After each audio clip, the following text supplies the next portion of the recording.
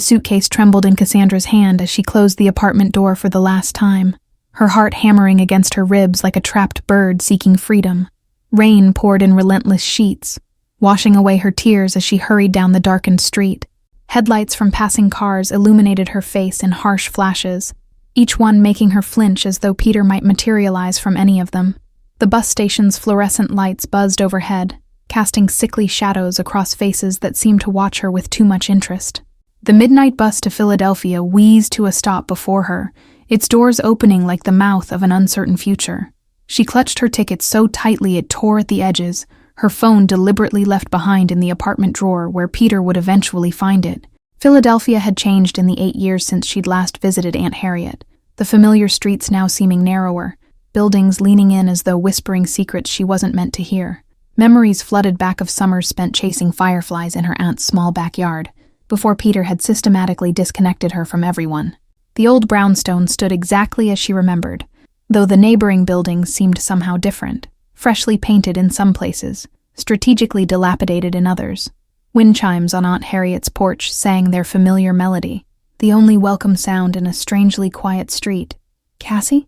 Aunt Harriet's voice cracked with emotion as she opened the door, her eyes widening at the soaked figure on her doorstep. "My God, you're soaked through! Come in," she urged, pulling Cassandra inside with surprising strength. The smell of cinnamon and cloves wrapped around Cassandra like a familiar blanket as she stepped into the warmth of her aunt's home. New curtains hung in the windows, positioned strategically, as if to allow someone to look out without being seen from the street. Steam rose from the mug of tea Aunt Harriet pressed into her trembling hands, the older woman's eyes examining her niece's face with a mixture of relief and poorly disguised alarm. "You didn't tell him where you were going, did you?" Cassandra shook her head, sipping the hot liquid that burned her throat, but somehow didn't warm the ice that had settled in her chest over years of Peter's subtle cruelty. "He doesn't know I have any family left. He thinks you moved to Arizona years ago." The guest room remained exactly as she remembered, down to the patchwork quilt her grandmother had made, though she couldn't help but notice the new deadbolt on the window. Outside, a black sedan drove slowly past the house, its tinted windows reflecting the streetlights. "The neighborhood's changed some," Aunt Harriet admitted over breakfast, sliding a plate of pancakes across the worn kitchen table. "New businesses opened up, some closed down. I've been at Bellini's restaurant for almost 3 years now, cooking for the dinner crowd." Her aunt's eyes darted to the window as she spoke, a subtle movement that might have gone unnoticed by someone less attuned to the micro-expressions of fear. Something unspoken lingered in the air between them, heavy as the morning humidity that pressed against the windows. "You should come by the restaurant. They're always looking for help, and the tips are good," Aunt Harriet suggested, carefully folding dishcloths with practiced precision. "The owner's particular about who works there, but I could put in a word for you." The street outside seemed to come alive as morning progressed, but in ways that struck Cassandra as oddly choreographed, the same men in suits appearing at regular intervals, nodding respectfully to certain neighbors while completely ignoring others. A sense of invisible boundaries became apparent. Cassandra stepped onto the porch, breathing in air that tasted of approaching autumn, and something else she couldn't quite identify, a tension that seemed to vibrate between the buildings. Her attention caught on a man across the street, watching her with undisguised interest. The man's gaze lingered a moment too long before he turned away, disappearing into a sleek black car identical to the one she'd seen the night before. When she mentioned it to Aunt Harriet, the older woman's lips thinned to a tight line. Walking the familiar streets of her childhood should have brought comfort, but instead, Cassandra felt eyes tracking her movements from behind curtains and store windows. Corner shops, she remembered, had transformed into upscale cafes and boutiques. A group of men outside the local barbershop fell silent as she passed, their conversation resuming only when she turned the corner, the weight of their stares pressing against her back. Cassandra quickened her pace, memories of Peter's surveillance merging with this new, undefined threat. Bellini's restaurant stood at the corner of Maple and Fifth, its tastefully weathered exterior suggesting decades of history despite having opened just 4 years ago, according to the small plaque beside the door. Crystal chandeliers visible through the windows cast prismatic light across white tablecloths. The maitre d' assessed Cassandra with calculating eyes when she asked about her aunt, his stance shifting subtly from dismissive to attentive when Harriet's name left her lips. "Wait here," he instructed, disappearing through a door marked private. The kitchen bustled with controlled chaos, chefs moving with military precision under the watchful eye of a tall woman whose authority radiated from her like heat. Aunt Harriet beamed at the sight of her niece, quickly introducing her to the stern-faced woman. Beth's inspection was thorough and unnerving, her eyes traveling from Cassandra's face to her hands, as if assessing her value like merchandise.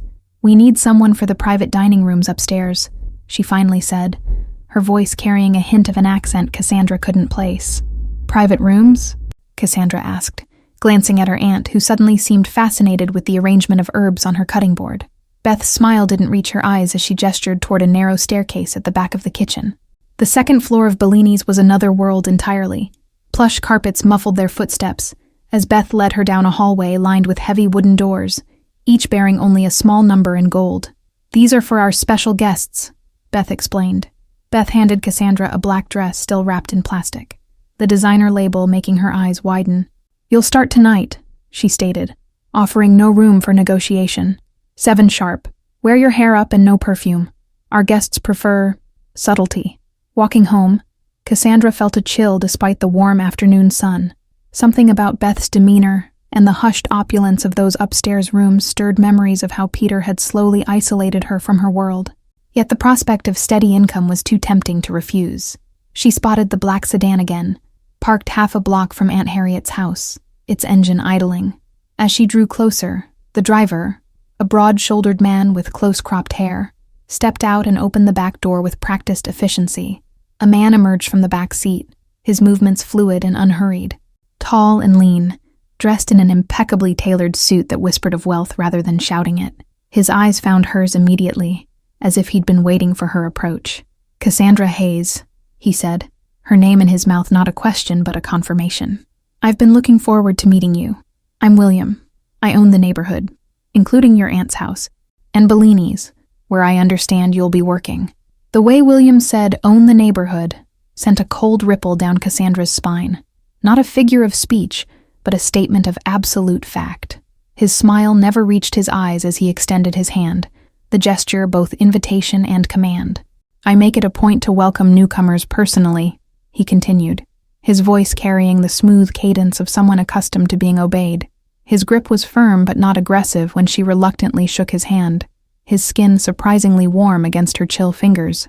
Something behind his carefully constructed facade flickered when he noticed the fading bruise on her wrist, partially concealed by her sleeve. His expression shifted momentarily, before settling back into practiced neutrality, but not before Cassandra caught a flash of genuine anger. That evening at Bellini's, Cassandra learned the true nature of the establishment as she served private rooms filled with impeccably dressed men, conducting business in hushed tones. Conversations abruptly halted when she entered, resuming only after she departed. The man in room 3 never looked up from his papers when she brought his whiskey, but as she turned to leave, his words stopped her. "If he finds you, I can make him disappear." Her blood froze as she realized he wasn't speaking to his companions, but directly to her. William occupied room 1, the largest of the private dining areas, holding court with an assortment of people who seemed to represent every corner of Philadelphia's power structure. Politicians, police officers, business owners, all deferring to him with unmistakable respect, tinged with fear. He beckoned her over as the night progressed, introducing her to his associates with a proprietary air that made her skin crawl, yet simultaneously offered a strange sense of protection. "Cassandra is Harriet's niece," he explained, his hand resting lightly at the small of her back. The weight of William's attention followed her throughout the evening, his eyes finding her across crowded rooms with unsettling consistency. When she dropped a glass, shattering it against the hardwood floor, she froze in terror, memories of Peter's rage at such mistakes flooding back. Instead of anger, William appeared beside her with surprising speed, waving away the approaching manager. "Leave it," he commanded, his voice quiet but brooking no argument. To Cassandra he murmured, "Not everyone punishes accidents, Cassandra." The implications of his words, that he knew about Peter, about her past, left her speechless as he guided her away from the broken glass. His hand on her elbow was gentle, but she felt the unmistakable weight of ownership in his touch. Walking home that night, Cassandra noticed 2 men trailing at a discreet distance, maintaining the same pace. When she quickened her steps, they matched her. When she slowed, they adjusted accordingly. Their presence, oddly enough, felt more like an escort than a threat. Aunt Harriet was waiting up despite the late hour, her worried expression easing slightly at the sight of her niece returning safely. "How was your first night?" she asked, careful neutrality in her voice betraying her awareness of Bellini's true nature. "William knows about Peter," Cassandra stated flatly, watching her aunt's reaction carefully. Harriet's shoulders slumped slightly. "Confirmation enough. How long has he been watching me? How does he know about the bruises? About why I left?" The kitchen clock ticked loudly in the silence that followed, marking the seconds before Aunt Harriet finally spoke. "I called an old friend when you showed up on my doorstep. Word travels fast in this neighborhood, especially to him. Nothing happens here without William knowing." Cassandra felt the walls of her new sanctuary contract around her, the realization that she had fled one man's control only to land in the territory of another, making her breath catch painfully in her chest. "What does he want from me, Aunt Harriet?" "I protect what's mine," William stated simply the next evening, appearing beside Cassandra at the service station as she prepared a tray of drinks. His proximity sent a conflicting shiver of fear, and something more disturbing, safety, through her veins. The following weeks established a routine: evenings at Bellini's, days spent cautiously exploring her reclaimed freedom, always under the watchful eyes of William's men who maintained a respectful distance. Their presence became a paradoxical comfort, a shield against the specter of Peter's return. Cassandra learned William's operation through whispered conversations among staff. His control extended beyond this neighborhood into much of Philadelphia's underworld, a complex network of protection rackets, gambling operations, and political influence peddled with calculated precision. No violence unless absolutely necessary. William preferred power through intelligence rather than brute force. His interest in her remained perplexing, manifesting in small ways: a black sedan waiting when rainstorms threatened, anonymous deliveries of books she'd mentioned enjoying, a pair of expensive noise-canceling headphones after she'd flinched at a shattering glass. William watched her reactions to these gifts with the intensity of a scientist observing an experiment. One night, arriving for her shift, she found William in heated discussion with a police captain in the restaurant's back office, their conversation cutting off abruptly when she appeared in the doorway. "Stay after closing," William instructed her, his tone making it clear this wasn't a request. The restaurant emptied gradually, staff performing closing rituals with practiced efficiency until only Cassandra remained, nervously folding linens in the private dining room where William had told her to wait. She startled when he entered, 2 crystal glasses and an amber bottle in hand. "Your ex-boyfriend made inquiries at your old apartment complex yesterday," William announced without preamble, pouring 2 fingers of whiskey into each glass and sliding one toward her. "He's looking for you, though not very intelligently." William's network of informants was evidently vast, his knowledge of her past alarmingly detailed as he recounted Peter's movements with clinical precision. "You're not the first woman to seek refuge in my territory from men who didn't deserve them," he explained, studying her over the rim of his glass. Their conversation shifted unexpectedly as midnight approached, William revealing fragments of himself, raised by a grandmother who cleaned houses in this very neighborhood, education at prestigious schools earned through scholarships, a meteoric rise through Philadelphia's criminal hierarchy. His path to power seemed a deliberate rejection of vulnerability, a lesson Cassandra understood too well. "Why help me?"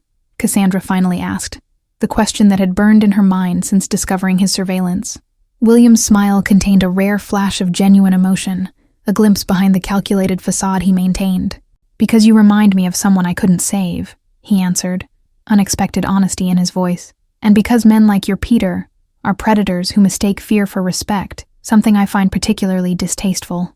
The boundaries between protector and captor blurred dangerously as William offered her a job beyond serving drinks, managing the legitimate books for several of his businesses, a position that would keep her within his sphere while offering genuine financial independence. The choice felt both liberating and binding, a gilded cage still being a cage. Cassandra accepted with clear conditions: no direct involvement in illegal activities, no interference in her personal life, and an agreement that his men would be less conspicuous in their surveillance. William's amused respect at her negotiation attempt only reinforced her suspicion that he had already anticipated and accepted these terms. Their new arrangement brought Cassandra into a different level of William's world. The upper office of Bellini's transformed into her workspace, surrounded by legitimate invoices and payroll documents that nonetheless served as cover for more questionable financial movements. Her accounting degree, abandoned when Peter insisted she focus on supporting his career, now proved unexpectedly valuable. As weeks passed, Cassandra recognized the dangerous comfort growing between them, William's protective orbit becoming a space where she felt genuinely secure for the first time in years. The price of this security, her tacit acceptance of his criminal enterprise, seemed increasingly justifiable when balanced against the alternative of facing Peter alone. October brought crisp air and changing leaves to Philadelphia, mirroring the transformation in Cassandra's life as she grew more confident navigating William's complex world.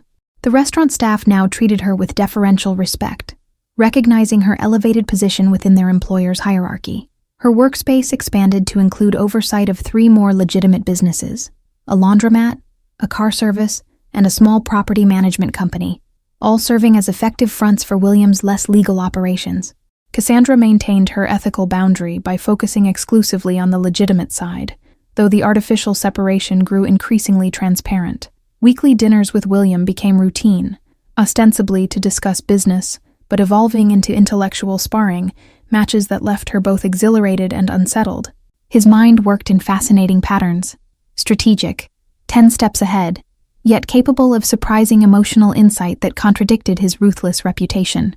Power and protection are different sides of the same coin, William observed during one such dinner, examining the ruby-colored wine in his glass with critical appreciation.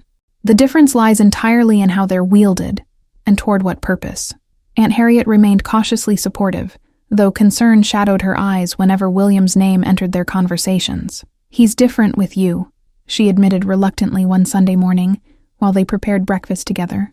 "I've never seen him genuinely interested in anyone before. It's both promising and worrying." On a rare day off, Cassandra ventured beyond William's territory to a downtown shopping district, savoring the anonymity of crowds and the absence of watchful eyes. The sensation of true independence felt intoxicating after months under constant observation. The boutique saleswoman's friendly chatter about an upcoming neighborhood festival provided delightful normality, a conversation devoid of hidden meanings or power dynamics. Cassandra purchased a deep green sweater, imagining a life where such simple interactions were commonplace rather than exceptional. Reality intruded harshly as she exited the shop, her gaze colliding with a horrifyingly familiar face across the street. Peter, emerging from a coffee shop, his attention momentarily directed toward his phone. Panic froze her mid-step, the shopping bag slipping from suddenly numb fingers. Peter looked up, his expression shifting from casual distraction to predatory recognition with chilling speed. Cassandra's feet finally responded to her brain's desperate commands, carrying her into the nearest crowd as her heart thundered painfully against her ribs.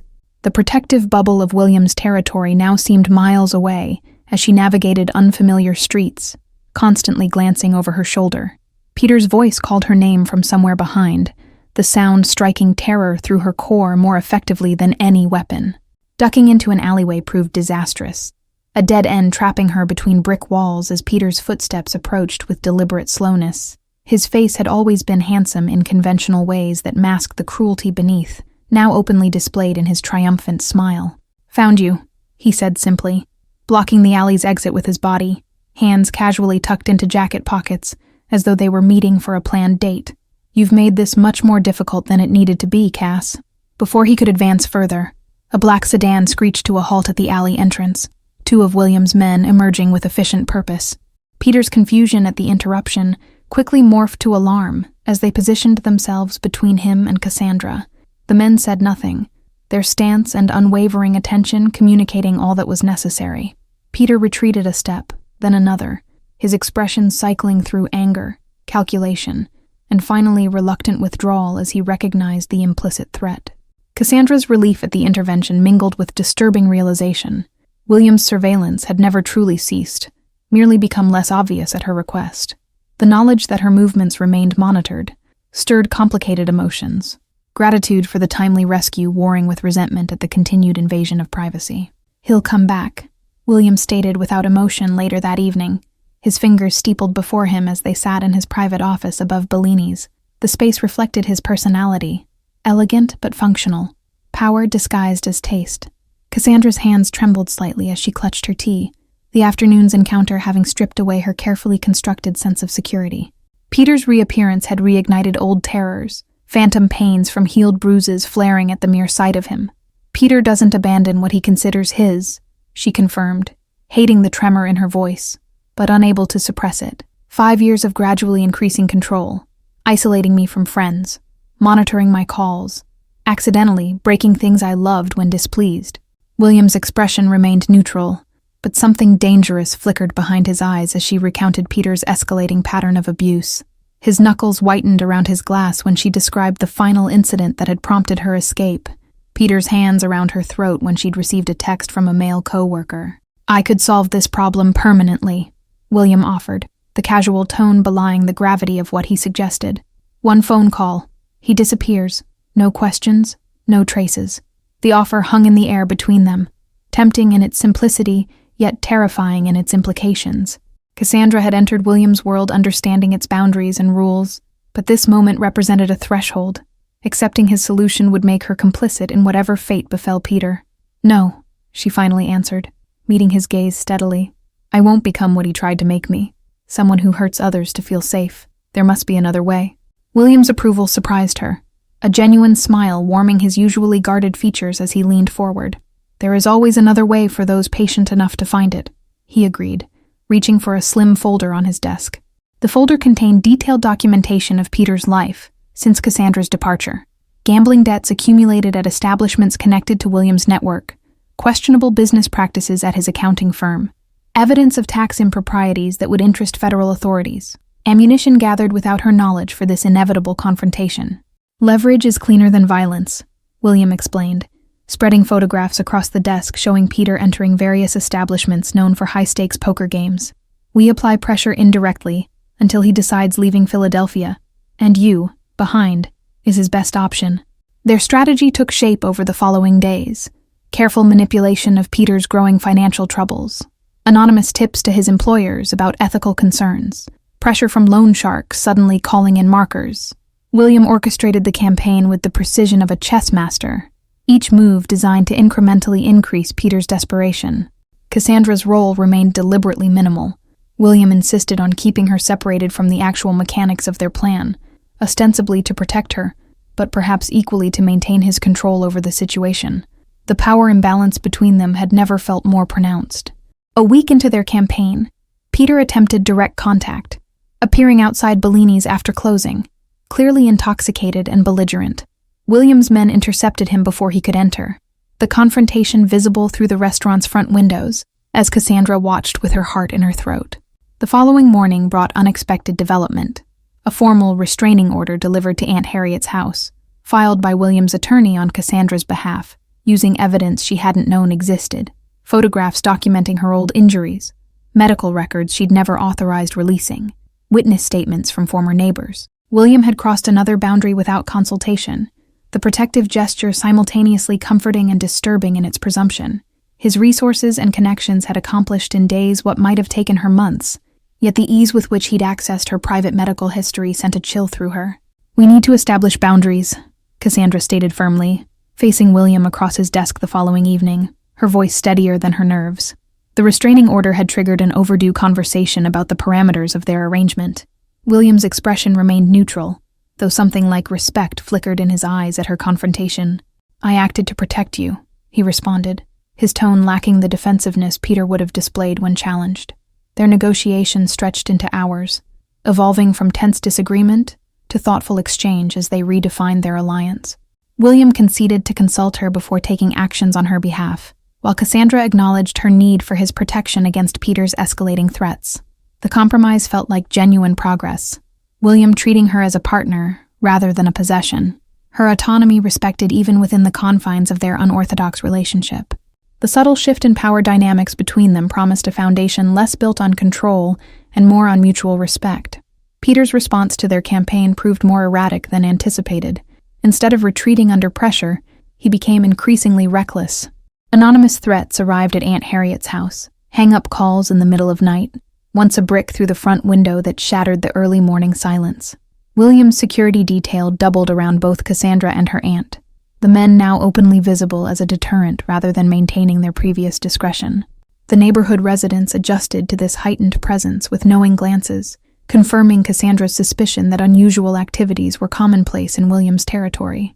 Cassandra found unexpected solace in her growing friendship with Beth, the stern restaurant manager whose initial coldness had melted into protective camaraderie. During quiet moments between shifts, Beth shared stories of her own escape from an abusive husband in Boston, revealing the network of women William had helped over the years. "He builds sanctuaries, not prisons," Beth explained, expertly chopping vegetables in Bellini's kitchen long after closing. "The difference is subtle but critical. He creates spaces where broken people can rebuild themselves without fear." The morning routine Cassandra established reflected her gradual reclamation of normalcy: coffee on Aunt Harriet's porch regardless of weather, financial records organized by color-coded systems, evening walks through designated safe zones within William's territory. These small rituals of independence served as anchors in the storm of Peter's escalating threats. William's network extended further than Cassandra had initially realized, his influence reaching into city government, where a sympathetic judge expedited paperwork for stronger legal protections. The restaurant's regular clients included detectives who, coincidentally, increased patrols near Aunt Harriet's home, their silent acknowledgement of William when dining at Bellini's speaking volumes about the complex ecosystem of power in Philadelphia. On a rare evening off, Cassandra discovered William's private apartment above another of his businesses, a high-end wine shop 3 blocks from Bellini's. Her unexpected visit to discuss a discrepancy in the restaurant's books revealed a side of him carefully concealed from public view.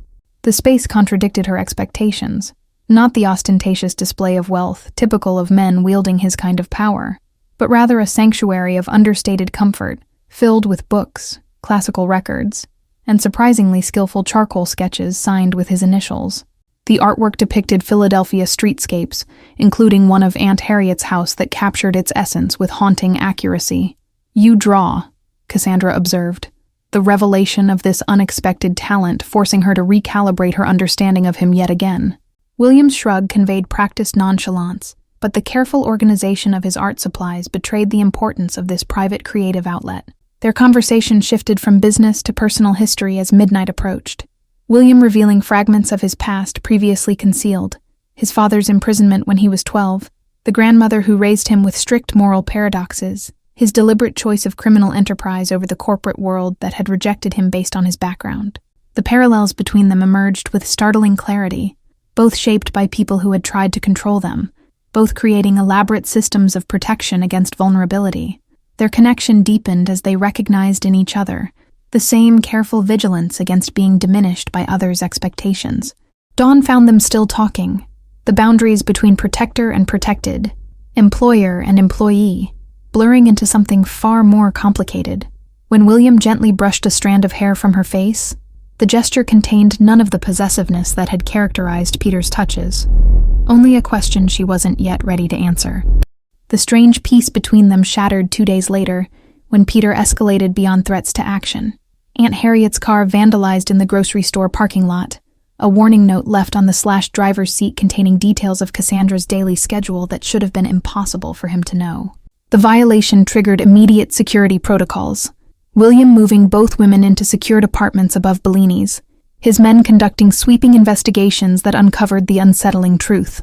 Someone within William's organization had been feeding information to Peter, a betrayal that sent ripples of tension throughout his carefully maintained power structure.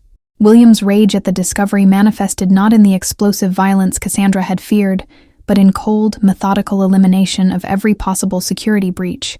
The traitor, a recently hired driver with gambling connections to Peter, disappeared without fanfare, the matter handled with disturbing efficiency that served as stark reminder of the world she now inhabited.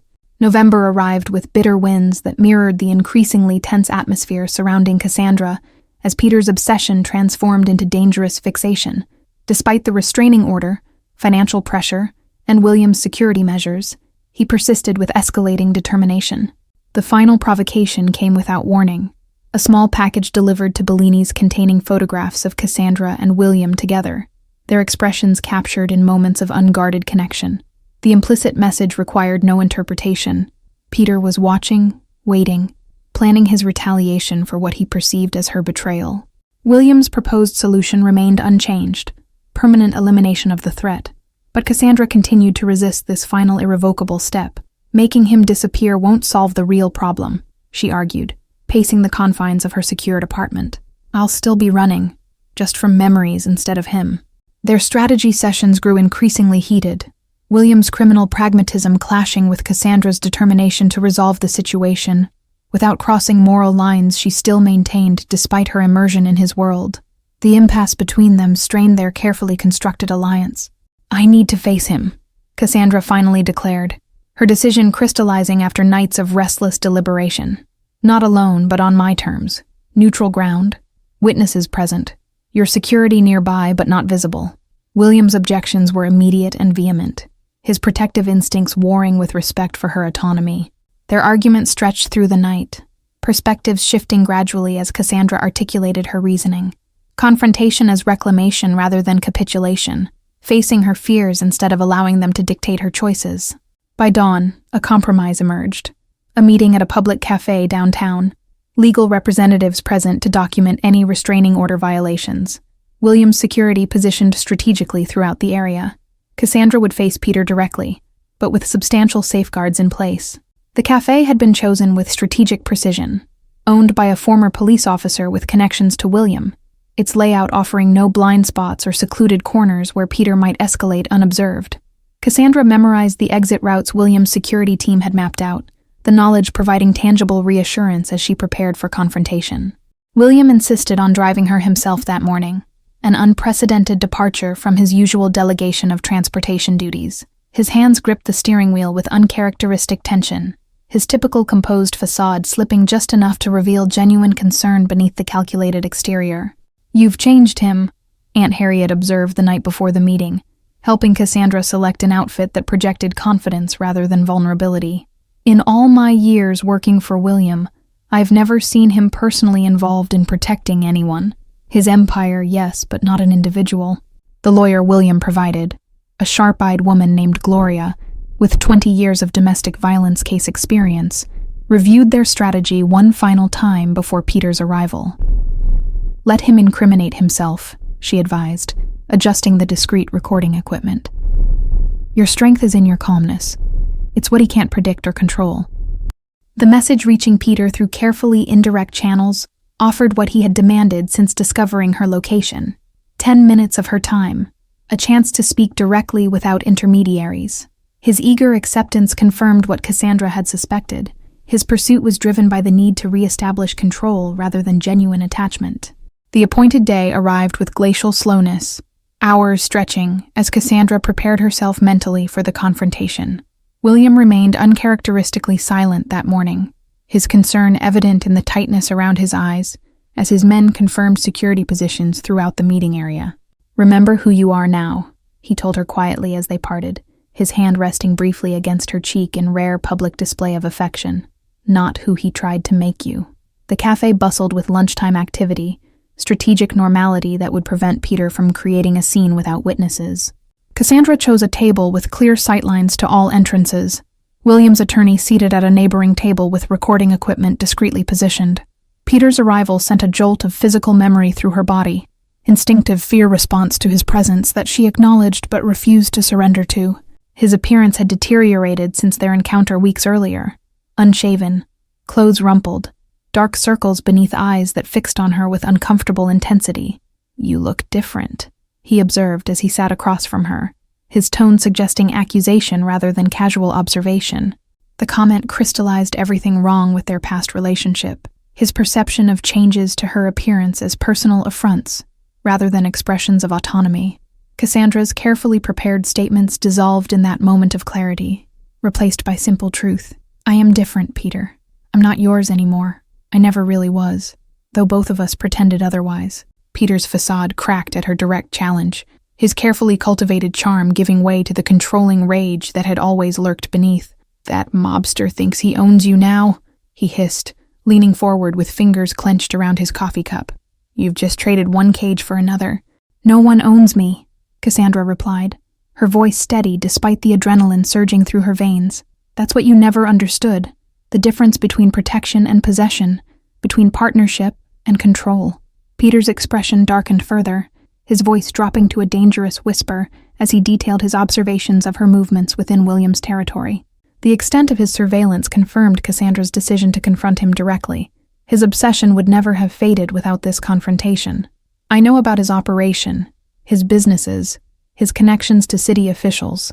Peter continued, desperation evident as he played what he believed was his trump card. One anonymous tip to federal authorities and his empire collapses, along with anyone connected to his finances. The threat, aimed at her position managing William's legitimate books, might once have terrified her into submission. Now she recognized it as Peter's final attempt to regain control through fear, a tactic that had lost its power once identified.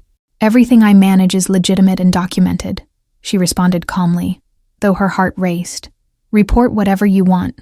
My work will withstand scrutiny, but consider what happens after. William's resources against yours, his connections against your increasingly questionable reputation." The calculated risk in mentioning William's potential retaliation paid off immediately, Peter's expression shifting from aggressive certainty to the first flickers of genuine fear. His research had revealed enough about William's operation to understand the implied threat wasn't empty. The cafe owner appeared beside their table with impeccable timing, ostensibly refilling water glasses while evaluating the tension between them.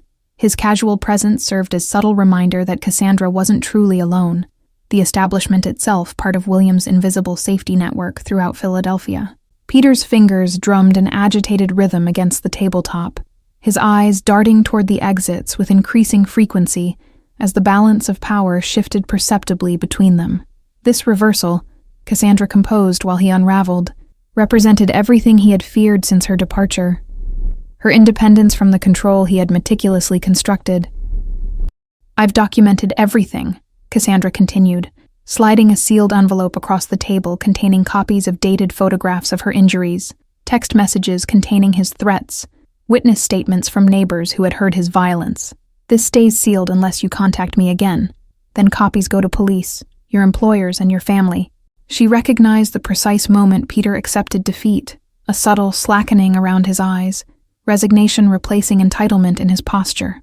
For the first time since meeting him 6 years earlier, Cassandra saw him clearly. Not the charismatic professional who had charmed her initially, nor the monster who had emerged later, but a fundamentally insecure man whose sense of self depended entirely on controlling others. "You have choices, Peter," Cassandra continued, seizing the advantage as his confidence wavered. "Leave Philadelphia, forget my existence, build a new life elsewhere, or continue this pursuit and face consequences from legal channels, professional repercussions, and yes, William's organization." The attorney at the neighboring table shifted slightly, ensuring the recording captured every word of Peter's earlier threats and Cassandra's measured response. This documentary evidence would strengthen the restraining order and provide leverage should Peter attempt further contact. "You think you've won," Peter snarled, his voice rising enough to draw attention from nearby tables. His composure cracked further as he registered the public scrutiny, the witnesses to his increasingly erratic behavior, creating exactly the scenario Cassandra had engineered. His departure came abruptly, chair scraping loudly against floor tiles as he stood, final threats muttered just loudly enough for her to hear before storming toward the exit. The relief of watching him leave flooded through her body like physical warmth after prolonged chill. William's men reported Peter's movements throughout the remainder of the day. Immediate visit to his apartment where he began packing hastily, phone calls to contacts in Chicago, purchase of a train ticket departing that evening. Their confrontation had achieved its purpose, pushing him toward the exit strategy she had carefully laid before him. 3 days passed without incident. Then a week. Verification from William's extensive network confirming Peter had indeed relocated to Chicago. His Philadelphia apartment emptied, job resigned, local connections severed.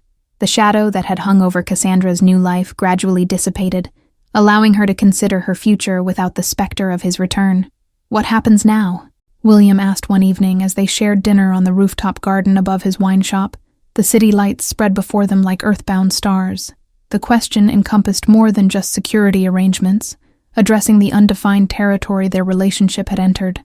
Cassandra considered the man across from her, complex, dangerous, protective without possessiveness, his power substantial yet increasingly wielded with her input and consideration.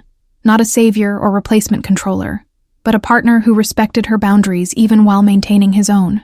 "Now we negotiate new terms," she answered, reaching across the table to take his hand in deliberate gesture of chosen connection, rather than obligation. Equal partners with separate lives that intersect by choice rather than necessity. The future stretched before them, complicated, morally ambiguous, but fundamentally different from the controlled existence she had fled. William's world offered protection without imprisonment, connection without ownership, power shared rather than imposed, an imperfect freedom, but freedom nonetheless. Thank you all for following this story. If you're enjoying it, write in the comments where you're watching from, and don't forget to like, subscribe, and share the video, as your support is important for me to continue here.